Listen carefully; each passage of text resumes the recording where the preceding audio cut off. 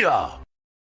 What's going on, ladies and gentlemen? Welcome back to The Fringe. I know I said no video on Monday, but an interview has emerged over the last week that I really thought would be great to put on here and talk about, and that is Pierre Poilievre. Pierre Poilievre, of course, coming out and absolutely destroying Justin Trudeau. If anybody had any questions as a voter as to why Pierre Poilievre is suitable and will become the next Prime Minister of Canada, well, Pierre shuts down all of those things and, in fact, embarrasses and completely humiliates Justin Trudeau and actually rips him a new one at one point.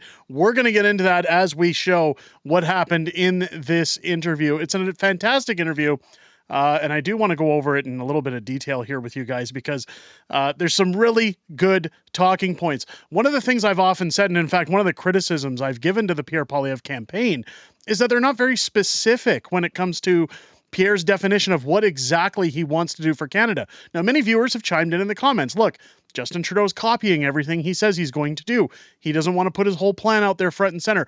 What he gives in this interview is a little better detailed, to my liking anyways as a voter, because he's actually giving you full-worded promises as to what he's doing. Now, don't get me wrong, he has said some of these things before, so before everybody jumps down my throat, what I like about this interview is the clarity of what Pierre is talking about. Not only does he go after Justin in this interview, but he's very clear and very precise on what it is he thinks Canada deserves, or Canadian voters deserve, or what his party plans to do for Canada, which, by the way, if you see the ad down below, don't forget to pick up your copy of Just Axe the Tax and our other books.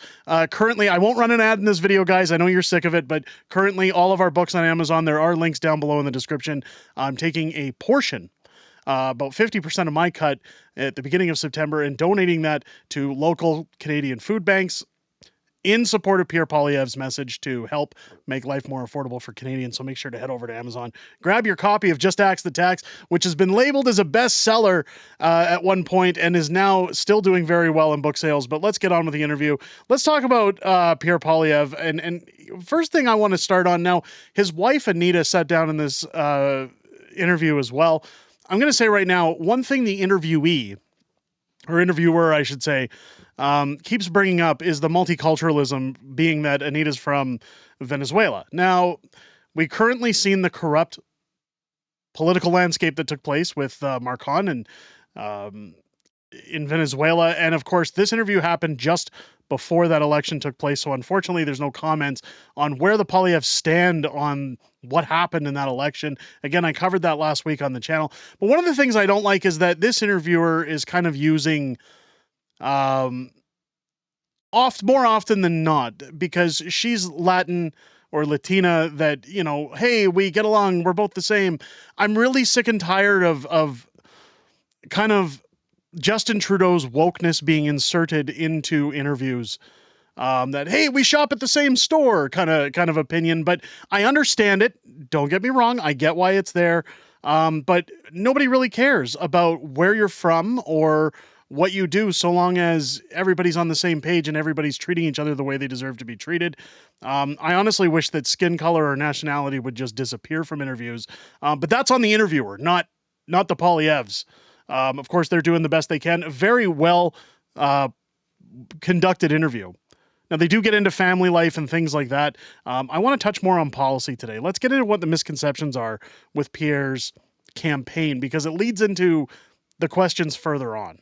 And bringing it back to Canada, I mean, all over mainstream media, all over social media, we're constantly hearing news for and against both sides. And I would love to know, what do you think is the biggest misconception about your campaign at this moment? The Liberals would like you to believe that Conservatives are some kind of radical departure from the way things have been in Canada. In fact, it's them that are the radicals. They're the extremists. They are the wackos. We're the ones who want to bring home the country that everyone knew and loved before Trudeau. It's hard to believe, but 9 years ago, anyone could afford a home. The average age of a new home buyer was 29 years old. The average home price was $450. The average rent for a one bedroom was $950. I was housing minister at the time. And crime was very low. A lot of suburbs, people didn't even lock their doors. But after 9 years of radical, extreme socialist policies, that divide our people by race, ethnicity, that take your money, tax your food, punish your work, and just free criminals into the streets. Everything's broken. And what I'm proposing is to get back to common sense. Let's get back to a country where hard work pays off, with a powerful paycheck that buys affordable food, gas, and homes in safe neighborhoods, where people have freedom of speech, where they're judged on their merits, not their ethnicity, gender, sexuality, etc., where parents have ultimate authority over what their kids learn about sexuality and gender, where we go after criminals, not after hunters and sport shooters, where we rebuild our military to have a strong standing in the world. That is the country we knew and the country we still love. That's what I want to bring home. So right there, and again, this is setting up what it is about this interview that I really am into, is that while Pierre is using his usual talking points in this interview, he's elaborating on them a little bit. He's being a little more concise. We're not seeing the usual word salad slogan, let's bring it home and let's build the homes and stop the crime. He's talking it out. This is what I think needs to be done as we ramp up towards whenever the next federal election is going to be, whether that be when Justin Trudeau, or if Justin Trudeau, I should say, steps down. I personally would prefer Trudeau rides it out and gets embarrassed in the next election. I don't know if the country can withstand that kind of a weight. But for karma's sake, I would like to see him embarrassed. But this is what needs to happen between now and whenever that election is Pierre needs to be a little more vocal. The slogans have got us. We're all in, but start telling people a little more detail as to what you're getting into. Now, as we get onto deeper topics, they're getting into the housing situation in Canada. And again, I can honestly vouch for this as somebody who purchased a home just as Justin Trudeau was getting into office. In fact, we bought our first home in 2015. And now we're looking to upgrade our home. And I can tell you right now, we're actually being forced out of Calgary because of the cost of pricing. We actually, even with 10 years of earning equity and paying down a mortgage, we still are priced out of housing in Calgary. We can't live in the city even if we wanted to. And this is the reality. So what's Pierre's solution? Let's take young people to immigrants. Let's start with housing. I mean, I am 27 years old. I am surrounded by people that dream about owning a house. But realistically, unless their parents own a house that they can then leave to them, it doesn't seem like it's going to be in any of our realities.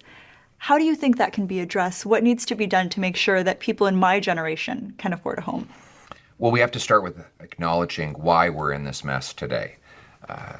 Canada wasn't like this before Trudeau. Like I said, it was very affordable to buy homes in Canada. And we should be the most affordable place in the world to get a home because we have so much space to build on. It's not like we're Singapore or Mexico City where there's just so many people and there's nowhere to put them all. We have literally an infinite amount of space. And the problem is that we have this horrible bureaucracy that blocks home building. It takes 7 or 8 years to get a permit. That adds hundreds of thousands of dollars to the cost of every new home. And it drives most people out of the housing market. So I'm going to require municipalities speed up permits, free up land, cut development taxes to allow 15% more home building per year as a condition of getting their federal money. I'll sell off 6,000 federal buildings and thousands of acres of federal land. In fact, every square inch of real estate that is not needed for the functioning of the federal government or that is not a national park or ecologically sensitive will be considered for housing. We're going to get rid of the carbon tax to lower building material charges, and we're going to focus on the trades, not just the professions, so we can have more boots, not more suits to build the homes. Okay, and this is important because often I've said, when they axe the tax, when they cut it out, where is the money going to come from that pays for the deficit, that pays for all the spending Justin Trudeau has done? Now, by selling off government-owned buildings and land, that could be some money. Again, not everything, but it's a portion of what's coming in. It's probably drops in the bucket in comparison to what Justin Trudeau has done. But as Pierre gets further into this interview, a lot more comes into play that hey, things, when he talks about lowering taxes, when he talks about all the things he wants to do to help Canadians, where he's going to get that money from, how it's going to actually fix Canada. Now, often a lot of people have this misconception that, well, Pierre's not going to bankrupt home prices. He's not going to lower them to the point where people who have purchased homes are losing all that equity. What I believe is going to happen is that Pierre, by extension of what he's talking about, houses will probably remain in cities like Calgary, Edmonton, Winnipeg, places where, Hamilton, where, housing has just skyrocketed because of availability and created what's called a seller's market. I believe those prices may stabilize or come down. Cities like Vancouver are where you're going to see the major changes because of the cost of building, because of availability. I don't think you'll see a bottoming out. But what I think you'll see, again, by him cutting income taxes, is that people making current wages can possibly afford a little bit more, not, multi-million dollar homes. But if taxes are cut, if carbon tax is not an issue, people can start affording a life, not just a wage. And Pierre does get into that further in the interview. And I want to highlight that because one of the things he does get into here as he moves on in this discussion, and it kind of segues one into another, is the immigration problem. A lot of people are saying part of the reason the houses aren't available in Canada is because of massive immigration. And again, people coming over the border. Now, Pierre lightly touches on the asylum seekers by saying that some have come in here by non-productive methods, but he does have a point as to why people are here. And again, the person to blame is Justin Trudeau and the Liberals. I personally have a big problem with what's happening with immigration right now, but a lot of that falls to the Liberals, and Pierre does a good job of explaining it. Let's get into it. And as immigrants, Anna and myself have a very clear idea of what it's like to come to this country and to have a dream of building a better future for your family. Yes. Unfortunately, a lot of those immigrants are getting blamed for some of the issues that are happening in this country, whether it's crime, whether it's the overwhelmed healthcare system, or the rise of cost of housing. Do you think there is an immigration problem in Canada, and what is the solution? And I ask this to both of you. Yes, that problem has a name. Justin Trudeau. He caused the problem. The immigrant people did not cause the problem. They did what they were told. The rules were online. They followed the rules. And they came here. In most cases, they followed the rules. They did what he said they should do.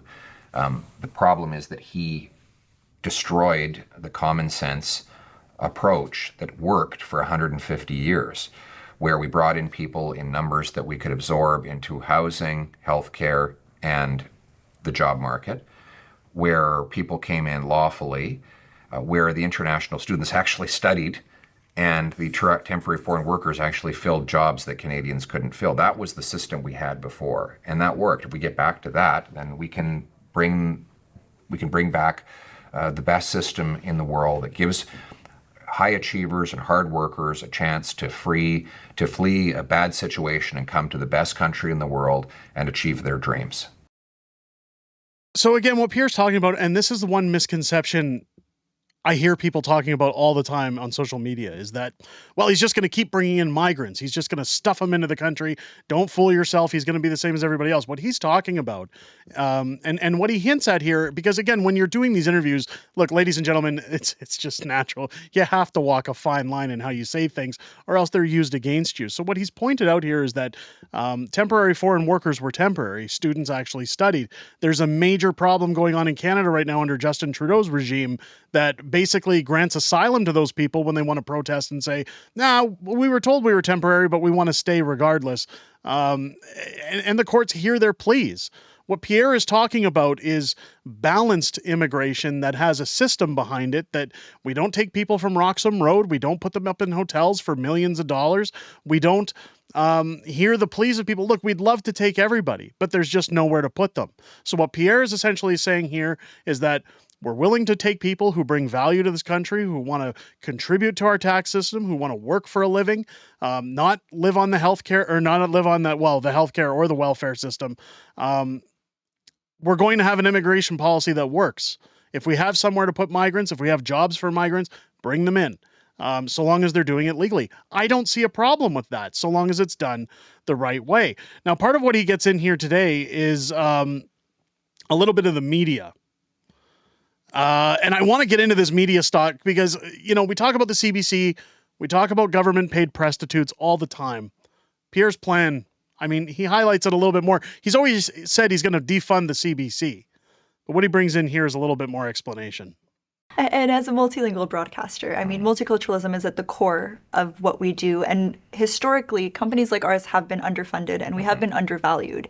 And I quote something that you've said in the past, that you would like to restore balance for small, local, and independent voices in the media that have been crushed. So I'm curious, how do you plan to achieve this? And what specifically do you value in Canadian media? What I value in Canadian media is freedom of the press, true freedom of the press. That means the government does not control what you say, how you say it, what values you and information you share with your audiences. It also means that people compete, news outlets compete for eyeballs and earlobes. They don't have apportioned shares of the market. They get the market based on the quality of the product they put out, just like a supermarket or a restaurant would. I would get rid of the censorship laws, C11, C63, C18, the latter of which is blocking you from Instagram, Facebook, and possibly other platforms, so you could get back on those platforms. I would also make sure that the necessary advertising that the government does do gets over to independent media. It shouldn't be concentrated with Bell-controlled or Chorus or Rogers, the big oligarchs. They should not dominate it. They should get next to nothing of it, frankly. And the current government is basically trying to help the big corporate-controlled, state-backed media. I don't want to do that. I want to get rid of the favors for the big guys and allow for true entrepreneurial, independent, free market media. Again, this is great. He's essentially going to repeal all the bills that are censoring the internet right now, censoring your free speech, your ability to find news online. Again, what I like about this is that he's naming names. You know, Chorus, Rogers, Bell. We're not giving any more. I mean, we've seen the CBC's outrageous bonus structure that comes every year. When Catherine Tate is questioned by Canadians, I think this is absolutely amazing. I think it's fantastic. Again, Pierre getting into now the taxation and what he's going to do for small businesses. Let's roll it away. Which kind of leads into my next question. I think that a lot of people are scared to start a small business now because you almost get punished for being successful. And there are a lot of risks that come along with starting a brand new business. How do you plan to help these small business owners? And how do you maybe hope to incentivize it a bit more so you're not penalized simply for being successful and contributing to the Canadian economy? Yes, and this is a byproduct of Trudeau's radical socialist agendas. He seeks to punish anyone who succeeded independently of the government, and then enrich a very small group of government friends through special handouts and favors for them. I want exactly the opposite. Get rid of the favors and the handouts and unleash free enterprise with low taxes, fast permits, and open competition. With a system that allows you to keep the fruits of your labor. I've also announced that within 60 days of becoming Prime Minister, I'll launch a tax reform task force that will design for me a bring-it-home tax cut that will lower taxes on those who work, invest, and make stuff in Canada so that we can bring home more powerful paychecks and production. That it will be simpler, cutting 20% of the compliance and enforcement costs of the tax system, and fairer by cutting off the handouts, taxpayer-funded handouts to big multinationals, and using the savings to lower taxes for the working class people, so that waitress, that high school kid who gets his first job, they keep more of their paycheck and their work is actually rewarded. So again here, as somebody who is incorporated, as somebody who runs their own business, I can tell you that while some of the taxation is punishing, for the most part, running a corporation, at least when you're a smaller business, is less taxation than if you were to, say, be employed by a company. However, the problem with small businesses, and I think what they're talking about here about being punished for being successful, is the cost of product, the cost of advertising, the cost of operating. Those are the places where you're punished. But what Pierre essentially gets into is also the working class people. It's not just business owners, working class people, the waitresses, the people with the school summer jobs. And again, this is where I get into the housing, that I don't necessarily think the price of housing will drop dramatically, but rather if people are bringing home more money, then people can now qualify for said homes. People can actually afford said homes because, of course, their debt consumption isn't as low as it was with the carbon tax, as it was with these high income tax rates. most people, including my wife, I mean, she goes to work and almost spends 50% of her income on taxes. I mean, this is the reality we live in, that if half your earnings go to the government, how are you supposed to get by? How are you supposed to pay for your home? How are you supposed to pay for the gas that you're taxed on further after paying your payroll taxes? Pierre absolutely nails it here as to how he's going to find those savings, but also pass it on to the Canadians. And I think, again, he's got it absolutely on par. Now, this is where things get spicy, and this is the coup de grace. Pierre comparing Justin Trudeau to a root canal, of course, absolutely destroying him. I'm not even going to do anymore. Let's just get into it. It's great. Talking about how he appeals to the younger vote, because the younger vote essentially is the biggest concern here. Of course, the younger vote put Justin Trudeau in power. Again, Pierre coming back with straight facts. Let's go. Now, I think recently, online especially, but in mainstream media as well, it is kind of frowned upon for young people to vote Conservative. I think that the Conservative Party is associated with an older, wealthier, whiter crowd. And I would love to know, what are you doing to appeal to those younger Canadians to show them that you do care about what they care about, whether it's climate change or other topics that are important to them? Well, right now, in truth, we're crushing Trudeau with youth. If you look at the polling data, Trudeau is now in third place. He is, he is about as popular as a root canal with voters under the age of 40. And I'm in first place among that group. And the reason why is obvious. I'm the only one who gives you the hope of ever owning a home. I mean, Trudeau's destroyed. Like, I'll give you an example. I had a guy in my riding who said to me, he has the same job as his mother had, literally in the same office building in downtown Ottawa. And yet, he cannot even come close to affording the same house that she bought. So he's living in the basement of that house. And she bought that house when she was in her 20s. So he's saying, wait a sec here, why is it before Trudeau, my mom with this job could buy a house, but now it's not possible? And they look around and say, Jagmeet Singh is offering exactly what Trudeau is offering. So who does that leave? The one guy who's actually delivered affordable homes when he was minister, who offers a common sense plan to reward hard work. You know, there's a misconception that young people just want a freebie from the government. That's not true. A freebie might be temporarily satisfying, but it's not fulfilling as a life. Work is about not just about having a living, it's about having a life. And young people want to work, they want to start businesses, they want to achieve something, they want to get married and have kids. And I'm the only leader that offers a common sense plan that will allow them to do that. And that is why I will win the youth vote. And that is why Trudeau is despised among Canada's youth.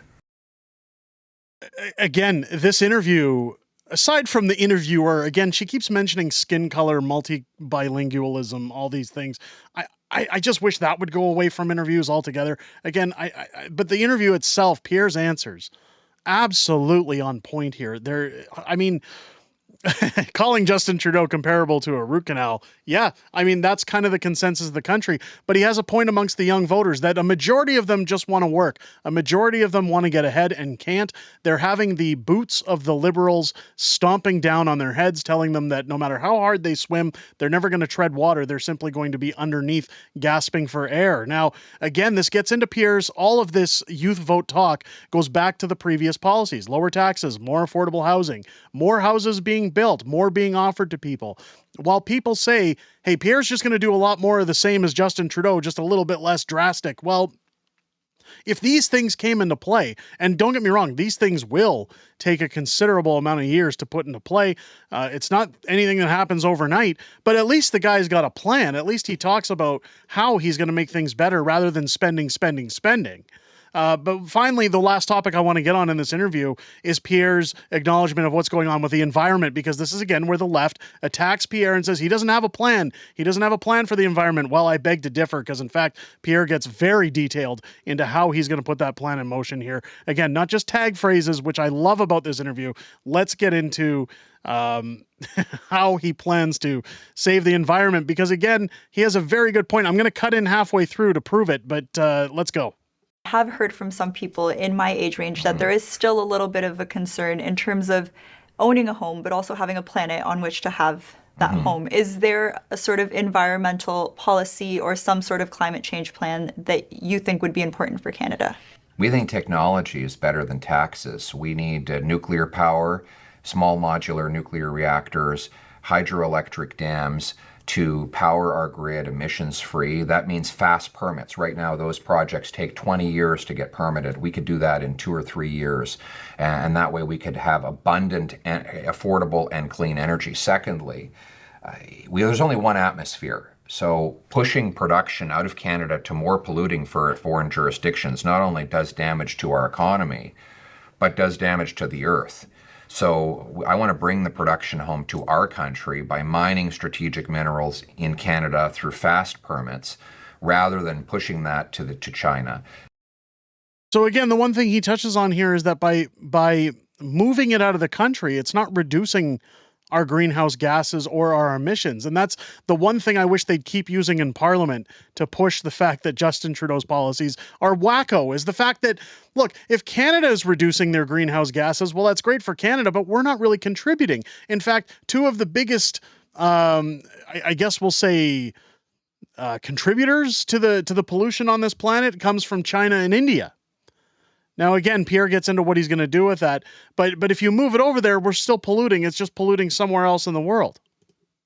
And secondly, I want to sell our natural gas to wean Asia off of dirty coal. If India were to supply half of its new demand for electricity with our clean Canadian natural gas rather than dirty coal, it would displace 2.5 billion tons of global emissions, which is 3 times the total emissions of our entire economy. So by selling our gas to that market, we can actually reduce global emissions and bring home powerful paychecks to our people. Trudeau and Singh just want to shut down our economy, shut down our industries, ban your car, ban your straw, stop building roads. That's insane. That will do nothing for our economy, nor will a 61 cent a liter carbon tax. We need is technology, not taxes. Bring home production to our country. That's my plan. I mean, is there really anything more to say here besides Pierre Poilievre has a plan at this point? I mean, again, this interview, I really appreciate that he's laying out facts, laying out numbers. When he's talking about the contributions to pollution from both India and China, calling them out, labeling them out, saying, look, Justin Trudeau's not building roads, he's getting rid of straws, he's doing all these socialist woke things that aren't really contributing much when Canada isn't a major polluter in the world. Pierre's plan revolves around reducing those emissions by not only using our resources to boost that and be a global leader, but also put money back in people's pockets and make Canadians successful. I don't see a problem with this. Do you guys? Let me know what you think down below in the comments. This interview was absolutely amazing. I couldn't get over the fact that, again, Pierre's not using the usual taglines. He's giving details. I hope we see more of this down the road. Let me know what you guys think down below in the comments. I know it's a long video, but if it's your first time here, I hope this video has earned your subscription. If it's your first time and you enjoyed it, make sure to click the button down below and hit that subscribe button. Turn on your bell for notifications and join me live here on the channel each and every Friday. Aside from this Friday, I will be out of town.